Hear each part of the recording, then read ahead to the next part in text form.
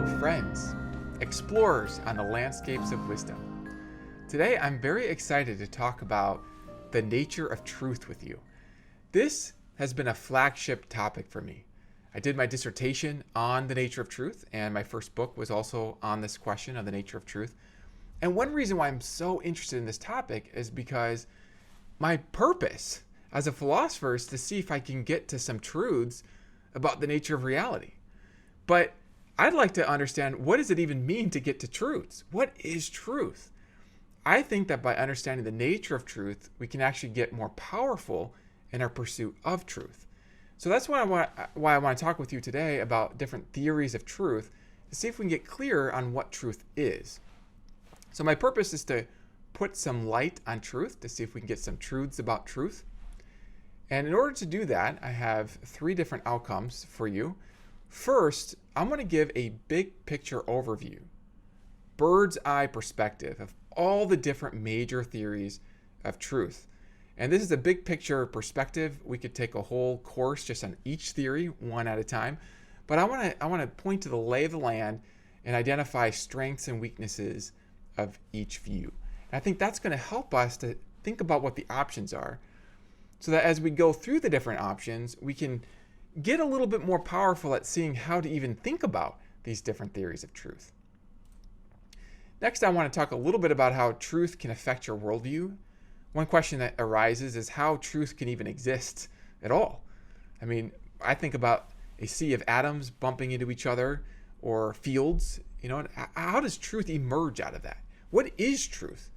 And different philosophers have different theories of truth that are going to affect different worldviews in different ways. And by seeing these different theories of truth, I think it's going to position us to think about how truth can fit into the nature of reality in the first place. And then finally, I'm going to share a bit of my own journey and how I came to favor the correspondence theory of truth. I was actually agnostic about this particular theory of truth, even after defending it from objections in my dissertation and then in my first book. Honestly, it wasn't until I started teaching at APU, having conversations with students, that the students kind of helped me to appreciate a positive case for this view. And it was in the course of those conversations and teaching and using the examples that I've come to favor this theory. And I'm going to share more about that toward the end. All right, so why should we even seek truth at all, right? People spend a lot of money going to college, going to seminars to try to get to truth. Truths about relationships, truths about finances, truth about how to be healthy, truths about the nature of reality. But why seek truth? Why not instead seek falsehood? Why not try to find out what's false about the world and then believe that instead? I mean, intuitively, it seems like there's something special about truth. But what is that? What is so special about truth? Truth is one of those familiar things, and even its specialness is familiar. But I like to remind people that the familiar is often very, very precious. Don't mistake the familiar for the insignificant. Truth is one of those very, very familiar things, but I think it is a treasure.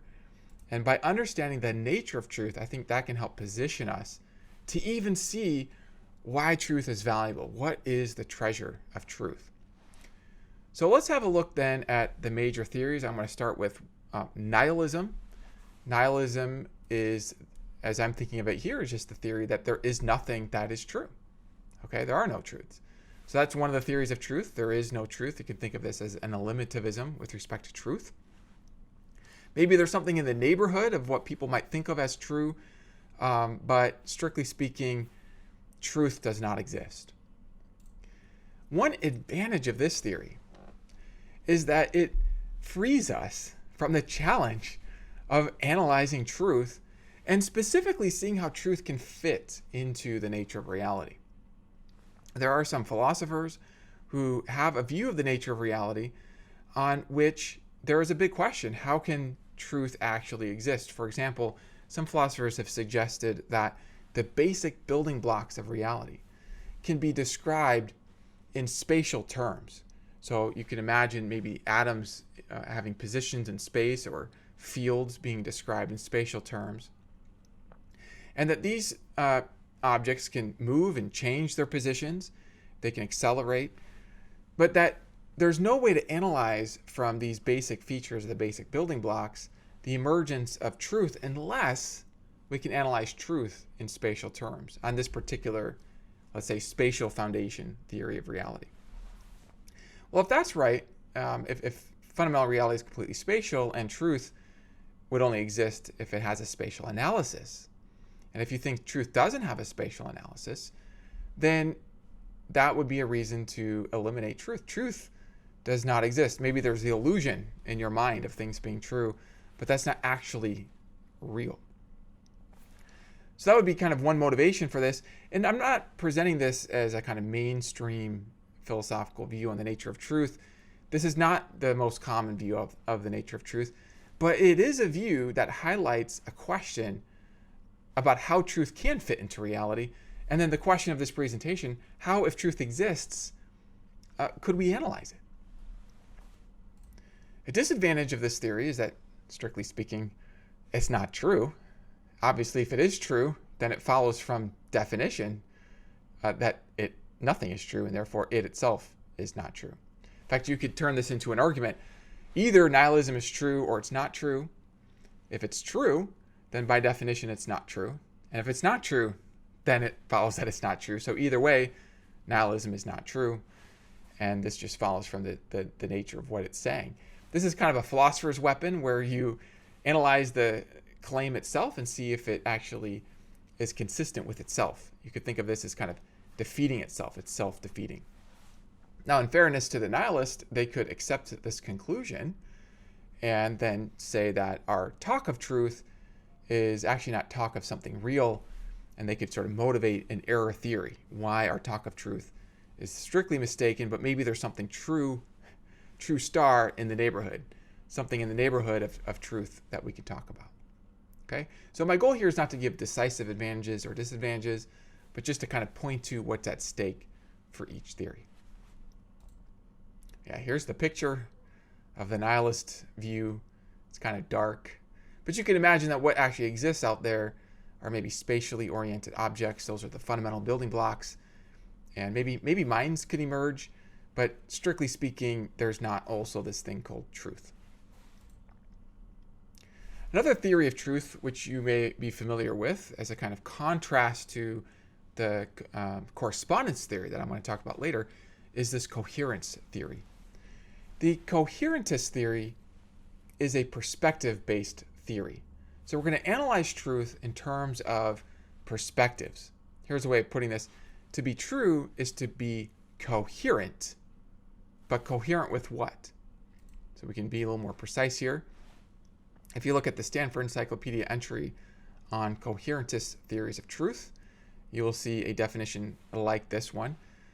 P is true if and only if P is logically consistent with a certain set of propositions. Okay, these are ones that accord with some set of propositions that, let's say, either match an ideal perspective or match your own basic experiences within your perspective. So the ideal perspective, maybe you could think of this as a way of objectifying what truth is, but it's still perspective-based.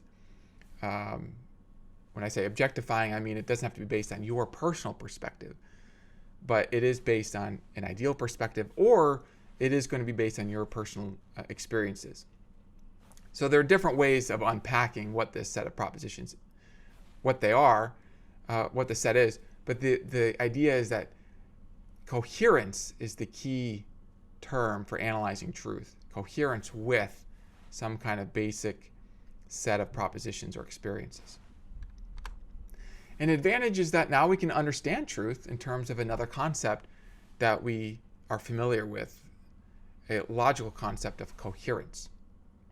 Now, we understand this in terms of things being consistent, and so this is a way of sort of rolling back the mystery of truth in terms of another concept that maybe we are more familiar with. Now, at this point, I mean, you might wonder, is truth itself just a familiar concept? Why analyze truth in terms of this concept? Maybe truth itself is just its own basic concept. We will come back to this idea that truth is its own basic concept. But if we want to analyze truth in terms of other concepts, here's a way we could go. So I would say that's a nice advantage of the theory.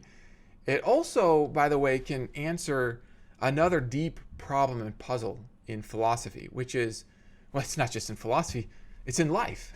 Any being, any human being, maybe not just human beings, any being who can sort of comprehend this set of issues can appreciate this problem of how you get outside your perspective to see truth that's not based on your perspective. I mean, you might think that in order to understand that something's true, your perspective has to in some way include the thing that you're understanding. If it's true that snow is white, that truth enters your perspective. But if there are truths outside your perspective, how could you ever access them? How could you ever get to a truth that doesn't even enter your perspective at all? The coherence theory solves this kind of perspective challenge, which is the challenge of seeing truth outside your perspective, by basically analyzing truth in terms of your perspective. Or in terms of perspective, maybe there's an ideal perspective. Of course, this could bring back the question, how do you access the ideal perspective? But if you analyze this in terms of your perspective, then that might be a way of getting to the truth that's based on your own perspective. So you can think of this as a kind of form of relativism, where truth is relative to the perspective that you can access. A disadvantage that many philosophers have raised toward the coherence theory is that it may not be sort of consistent with itself depending on how you're actually thinking about truth. So here's the challenge. Is coherentism false coherent? Speaking just for myself, if I think of coherence in terms of my own basic experiences, and I talk about this in my book, Defending the Correspondence Theory of Truth. In that book, I am friendly to the different theories, and so I talk about a kind of a perspective-based theory like this one. And I talk about how even from my own perspective, it seems that the coherence theory itself is coherent. Its falsity is coherent with my own basic experiences. I mean, in the end, because I defend a different theory of truth, I actually argue that not only is this coherent, but my own experiences would give me reasons to doubt the coherence theory. This will be based on reasons for another theory, which I'll talk about in a moment. But even if you don't have positive reasons for another theory, you could just ask yourself, is it consistent with my own basic experiences that coherentism is false? And if true, if so, then there's a way in which coherentism is self-defeating by its own lights. If it's true, then if it's coherent, then with being false, then it is false according to its own criteria. So I hope that makes sense. Again, my goal is not to give a decisive refutation. A coherentist can come back to this disadvantage and just say, no, this is not coherent. That actually, if we really analyze our basic experiences, we can support coherentism from those basic experiences. So there's a longer conversation we could have with the coherentist on this. But I want you to see sort of the big picture kinds of considerations at stake here.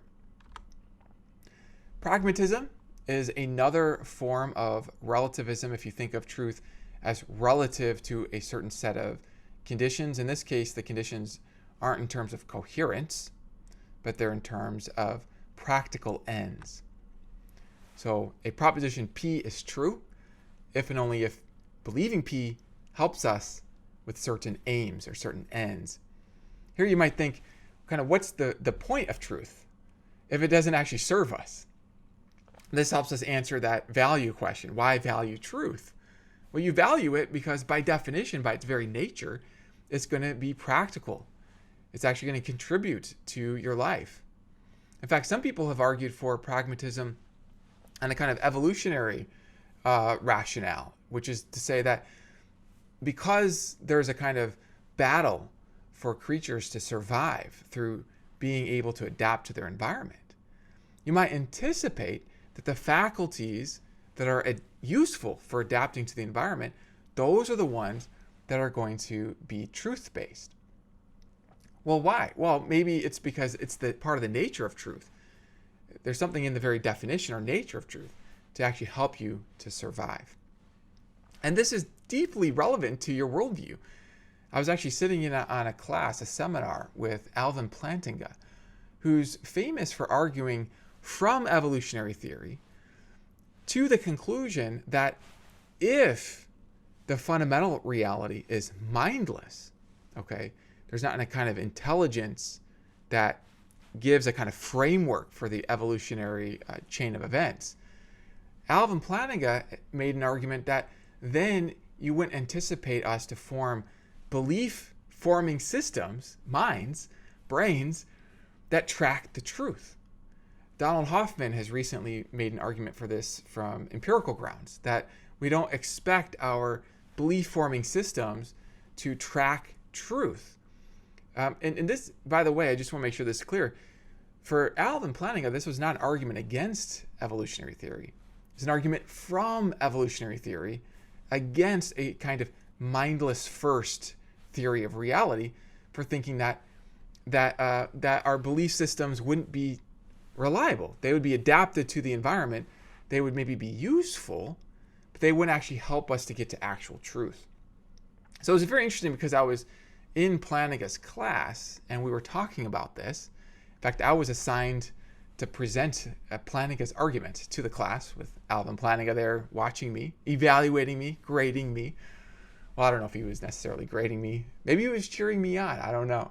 But I was presenting his argument, and in the context of this discussion, one of the students raised the question of pragmatism as a theory of truth, specifically in response to Plantinga's challenge, because Plantinga's whole challenge is based on seeing a distinction between truth that is useful for your survival versus truth that is corresponding with the reality, even if it doesn't help you survive.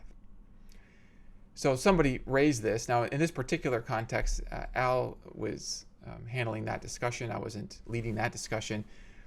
And Plantinga, his answer was kind of interesting to me because he didn't end up arguing against this theory of truth. He acknowledged that there is this concept of truth as connected to practical ends. But he said that he suggested that there's another concept that's part of our ordinary language and our ordinary talk, which isn't really based solely on whether the truth helps us, but it's based on reality itself.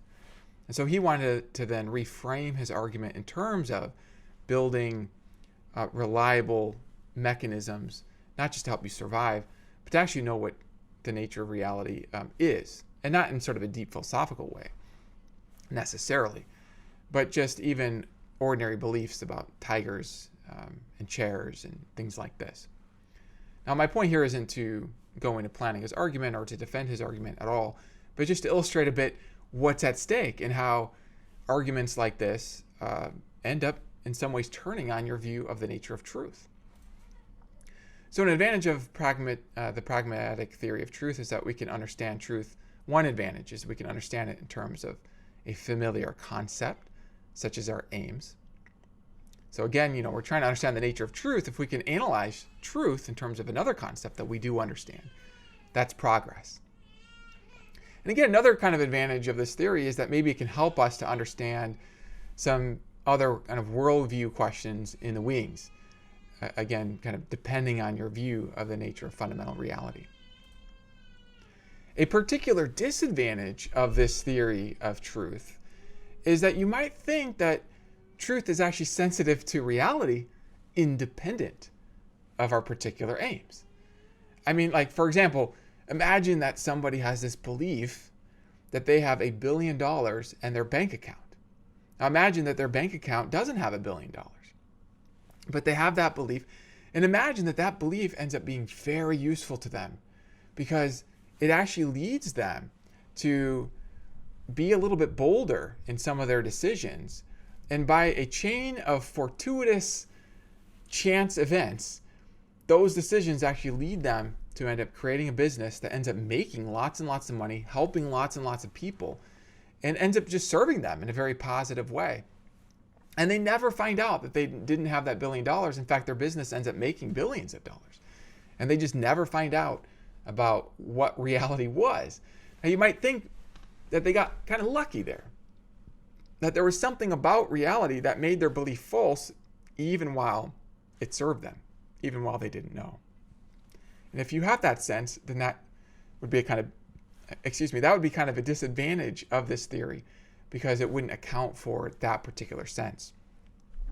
Unless you could sort of incorporate that into a larger picture, how that sort of sense that truth depends on reality can itself actually be practically useful for you.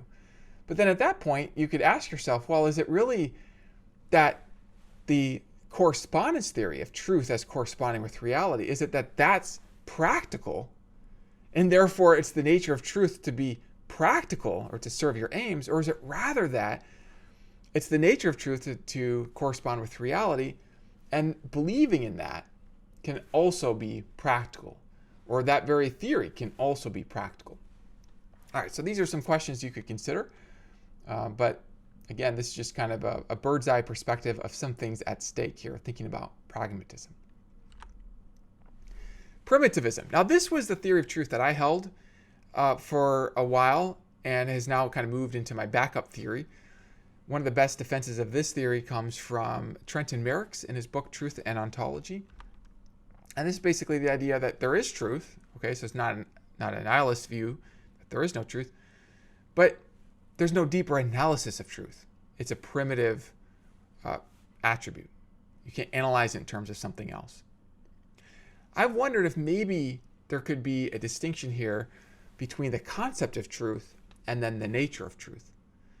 So maybe the concept of truth could end up being basic, even if there is a further analysis of the nature of truth. Okay, that's an open possibility. Or maybe both the concept and the nature are basic and not open to further analysis. The strength of this is that we can, here I was just going to point out that deflationary views of truth, according to which talk of truth can be replaced with talks of facts. So instead of saying snow is white is true, you just replace that with it's a fact that snow is white, or you just replace that with snow is white. And so you can, in a sense, replace talk of truth. You don't need truth to have its own analysis. So an advantage of this is that it avoids the challenge of finding an analysis of truth. A disadvantage is that it doesn't account for the sense in which, if you have the sense that truth seems to depend on reality itself, and we'll come back to that. So in a way, you can kind of anticipate that some of these disadvantages are pointers to the correspondence theory of truth, which, again, we're going to come back to that. Relativism captures a cluster of different perspective-based theories, including pragmatism, a form of coherentism, if it's about coherence with your perspective or an individual person's perspective. You can think of relativism as just saying the proposition is true if and only if it is true for someone. Of course, here I kind of use the word true in the definition of true. And so you might wonder, is that kind of circular here? Well, maybe not if you can understand true for someone as matching with their perspective. So it's true if it matches with their perspective. An advantage here is that it can make good sense of the fact that everybody views reality from a perspective. So if you think it's true that there's snow outside, you think that's true in your mind. Okay, your thought that snow is outside, that thought is in your mind. It's in your own perspective. And remember, there's that challenge. How do you get outside your perspective to see reality as it is, apart from your perspective? You might think that's impossible. So unless you say that you never access any truth, the relativist theory can make sense of how you could access truth if truth is based on your perspective. You access truth by accessing your own perspective and seeing that your beliefs match your own perspective. So you've got your truth. I've got my truth. My truth may not be the same as your truth because my perspective may not be the same as yours, but I can still respect your truth. You can respect mine. I don't have to gaslight you and deny your own reality. Say, hey, you don't even have that perspective. I can affirm your perspective. You might think this is the kindness theory of truth. I can be kind to you by saying, no, you're right, according to your perspective. And I'm right too, according to my perspective. So you might think that's a kind of advantage of the theory. It allows us to be kind to each other's perspectives. It allows us to solve that perspective problem. How do you get outside your perspective? You don't have to get outside your perspective to get to the truth. All right.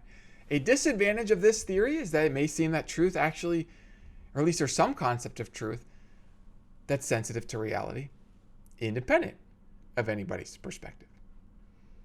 I mean, even many relativists would kind of acknowledge this implicitly if they say something like their theory of truth is itself correct. In my book on truth, I talk about how if you're thinking about this from a relativist perspective, and my goal here is not to sort of trap the relativist in a sort of you're being self-defeating by saying that all truth is relative except for relativism itself is not relative. I don't want to say that because I think the relativist can say, actually, my view of truth as being relative is my truth.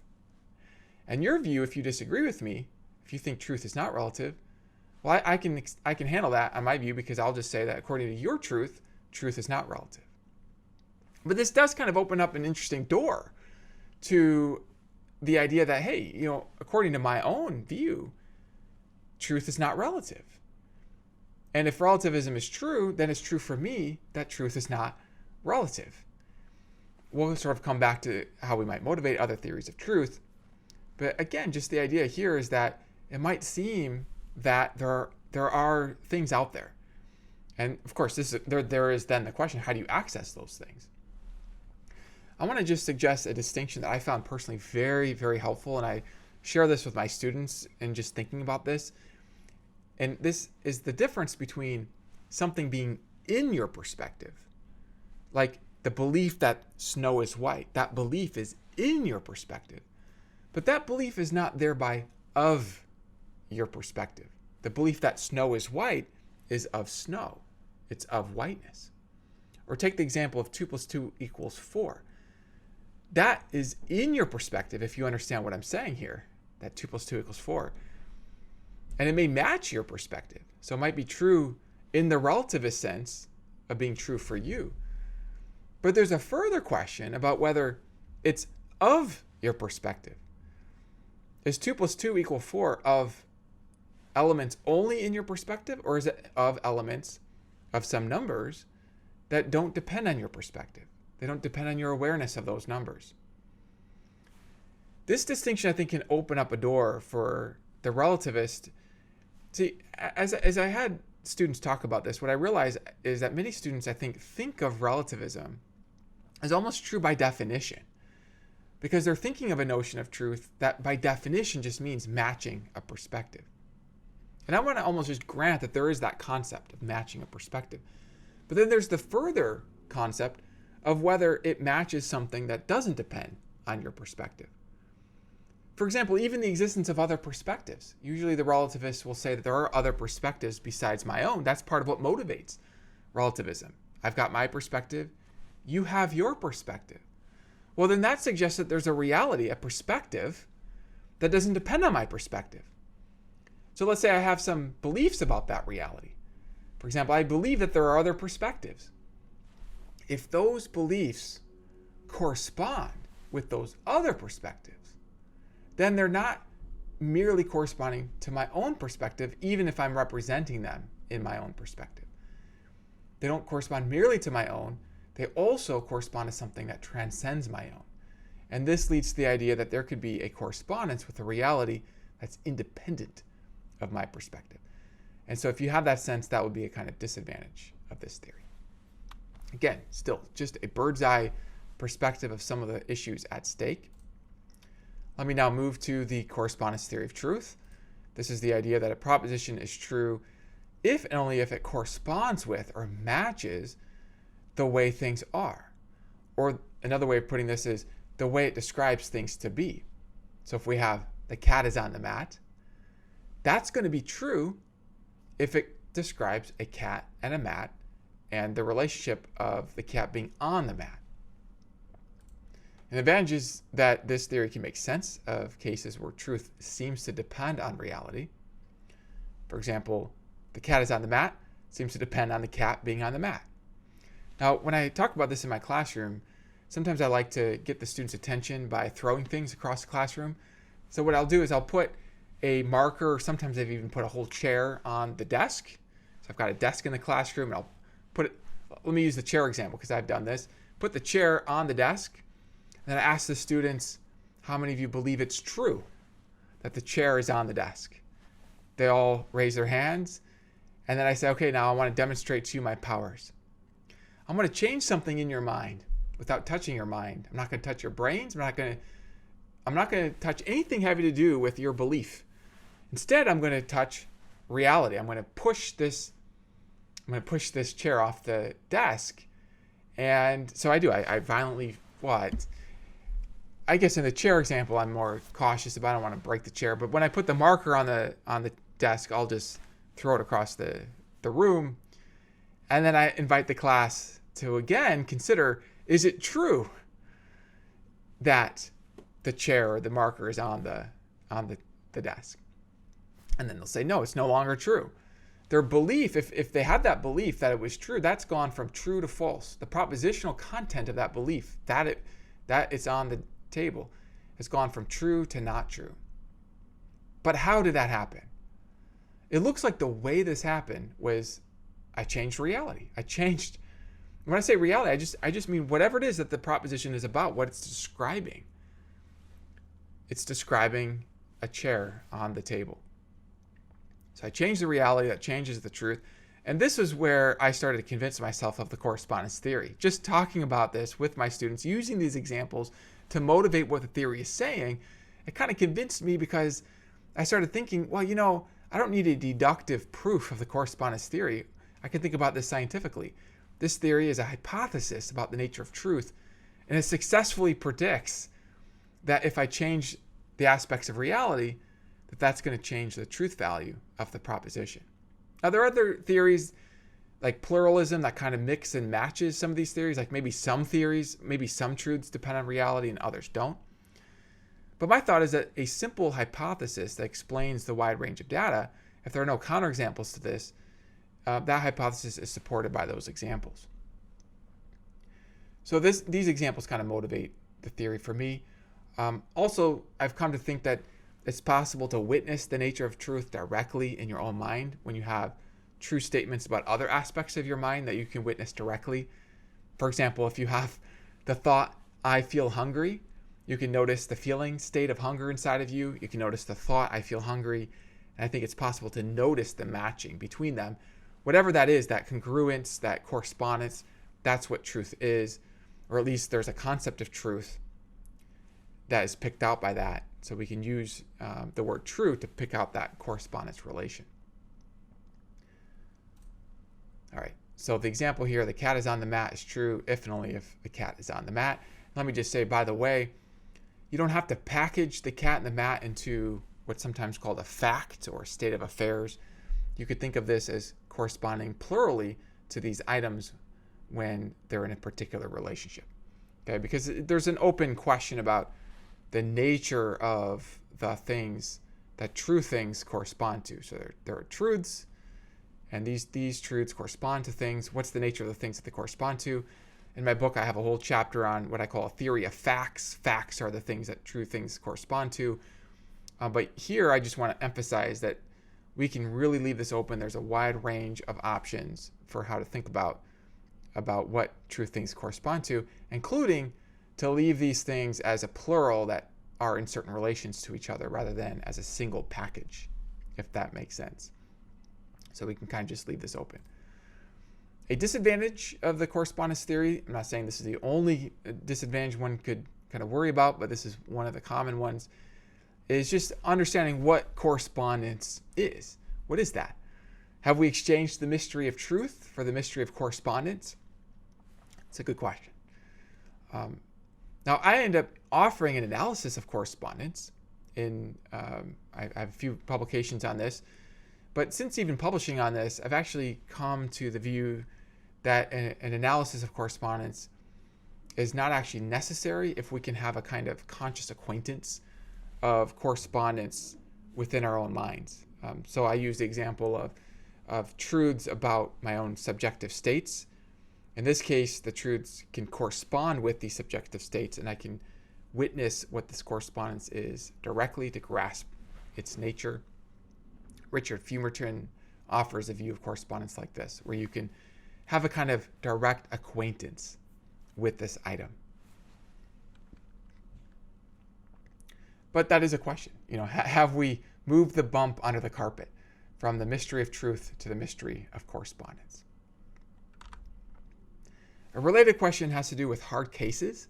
What part of reality does negative truths, statements about what doesn't exist, there are no unicorns, what positive part of reality does this correspond to? And there are different theories of this. My own view on this is that there can be actually negative states of reality or lacks of reality that negative truths correspond to. So there are no unicorns would correspond to a lack of unicorns in our reality. So there are different options there to explore. Interestingly enough, when I ask my students this question, far and away the most common answer to this question, if students have an answer, is just what I said, that negative truths correspond to lacks of reality. So that's kind of interesting to me. It kind of suggests that maybe there's a kind of general intuition about that as a possible solution. Okay, again, I said this is a bird's eye view.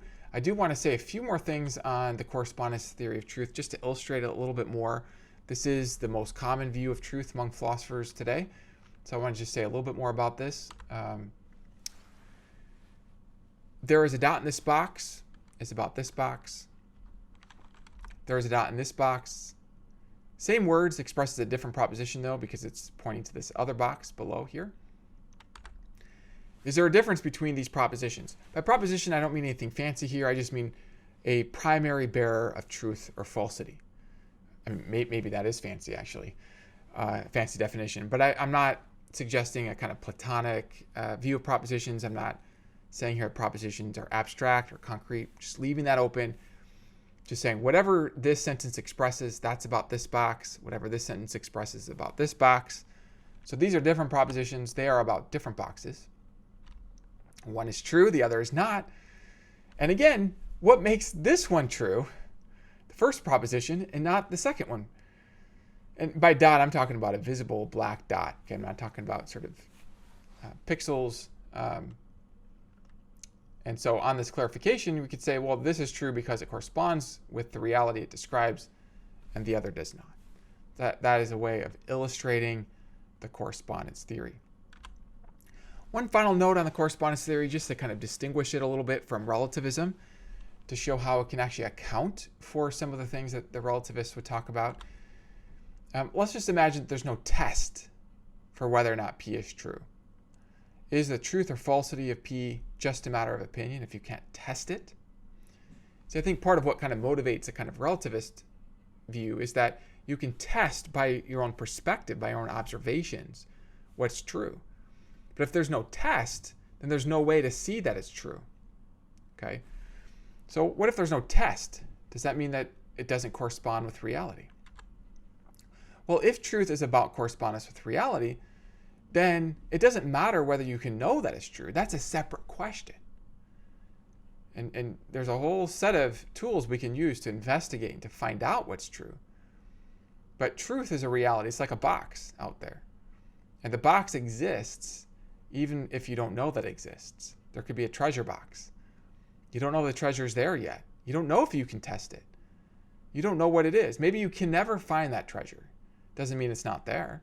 Doesn't mean it doesn't exist. So another way of illustrating this is imagine that you've got a proposition about something like the number of electrons in the universe is even. How would we ever test that? If truth is a matter of correspondence to reality, then the truth or falsity of P, the proposition that the number of electrons is even, is a matter of P's correspondence or lack of correspondence with how things actually are, even if you can't test it. So what people think about truth, this is the relativist idea. Your thoughts are relative to your perspective. That can vary from person to person. But the truth or falsity itself, that which you're seeing through the window of your own perspective, that doesn't depend on your seeing of it through your perspective. Doesn't depend on the existence of the window. Doesn't depend on your perspective. That's not going to vary. Even if the truth is about a person. I mean, there could be the truth that Josh Rasmussen feels hungry.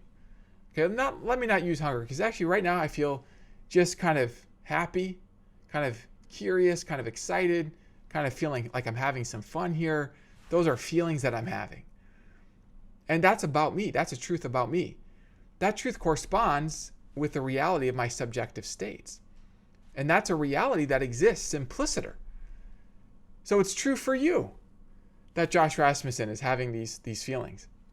If I say I'm happy, okay, the word I, that's an indexical, that's referring to me. So we can translate that as referring to Josh Rasmussen. And so if you use the word I, of course, that's going to refer to something different, you. So it's going to express a different proposition. But the proposition that I express when I say I'm hungry or I'm happy, that refers to proposition that's true even for you. It's true for you that I over here am having certain states. So I wanted just to clarify that, because sometimes what varies is the meaning of the words. Sometimes what varies is just what proposition is being expressed. Sometimes what varies is what people think, even if the truth itself doesn't vary. So I think sometimes just making these distinctions can help clarify what's going on here, what this implies. So the correspondence theory does allow there to be variation in perspective, variation in meaning of words, variation in subjective states, of course, even if there's a truth about it. So there's the picture of the reality. We can have truths about that reality. And the truth is not just made up by us, unless we change the reality. The truth sort of invites us to investigate, what is that out there? I want to close this off by sharing with you why I'm so passionate about not just truth, but this particular theory of truth. While acknowledging that there are these other concepts of truth, and I do think these other concepts of truth are helpful. I saw Jordan Peterson and Sam Harris have a conversation on truth. And maybe some of you have seen this debate conversation they had. I guess it was kind of a debate, kind of a conversation.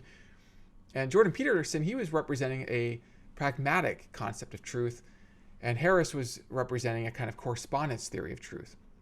And what I took away even from their conversation was just that there can even be different concepts of truth that have value in their own right. And they don't necessarily have to compete. There can be a kind of pragmatic concept of truth, or kind of relativistic concept of truth, or coherence concept of truth. And those can actually serve various purposes, even while there's also a correspondence concept of truth. And I want to just close this out by saying a few things about why I think this concept of truth can be very, very empowering, very useful, actually very pragmatic. If Jordan Peterson happens to be watching this video at some point, I hope you can maybe appreciate how even your own value for that pragmatic utility aspect of truth can come out of a different theory of truth. That correspondence can actually serve your own interest in looking for the utility. I anticipate that you would actually love this, just seeing this and hearing this drawn out. So first, for me, the correspondence theory inspires my curiosity to get to the truth, understanding that the correspondence notion of truth is corresponding to a reality that's not just up to me. Now, let me be clear. I think we often underestimate our powers to change reality. And many truths are about our own perspectives that we can reframe and we can change. So I want to really acknowledge that we have powers to change reality. But there are realities, including realities about how other people are thinking and feeling. And if I have beliefs about what they're thinking and feeling, and my beliefs don't match up with them, then how do I want to really land this? Because I have seen so many conflicts that happen when people, they have beliefs in their own perspective, in their own mind, and those beliefs just don't correspond with realities outside themselves, including the realities of what other people are thinking and feeling. And I think that just by having that curiosity to investigate, hey, I have this belief about what you're thinking and feeling, but I want to test this belief out. I want to not just assume that because this belief is in my own perspective, it matches all of my data, that therefore I'm right about that. That therefore my belief actually corresponds with the reality of your perspective. And so by being humble, by being curious, it opens us up to find out more truths about reality. I have this picture of a worldview being like a large ship. And you're building your worldview, you're building your ship so you can navigate the waves of reality. The waves of reality include the reality of other people's perspectives. It includes the reality of your own perspective. It includes realities that may not depend on any perspective at all. The point is that the waves of reality can test the integrity of your ship, of your worldview. The worldview is a little map inside your mind. Well, now I'm mixing metaphors here. It's a map, it's a ship. The idea here is it empowers you to navigate reality. And the larger your worldview and the more sensitive it is to actual elements of reality, the more power you have to go places that you couldn't go if the waves are going to crash your ship. So this is one of the reasons I just feel like this theory of correspondence is a key to unlock doors by inviting me to be curious, to face reality. This relates to my own journey where I had a worldview crisis earlier in my life. And I mean, continually, I'm seeking to understand what is the nature of reality. There are tensions that happen. I like to say wisdom flows through tension. And when the tensions happen, when the crisis happens, understanding that truth doesn't just depend on what I want it to be can invite me to go face reality, to find out more about reality. And I have found myself very encouraged by this. There's a way in which it's scary to face reality. It may not conform to my desires. Often it does not. But oftentimes it doesn't conform to my desires because my desires themselves, they're limited. They're constrained by my own history up to this point. And I got to expand my own thinking in order to fit more of reality into it. Similarly, it will inspire a kind of responsibility. If you want to live in accordance with reality, then you have to believe things that are true, that correspond with reality.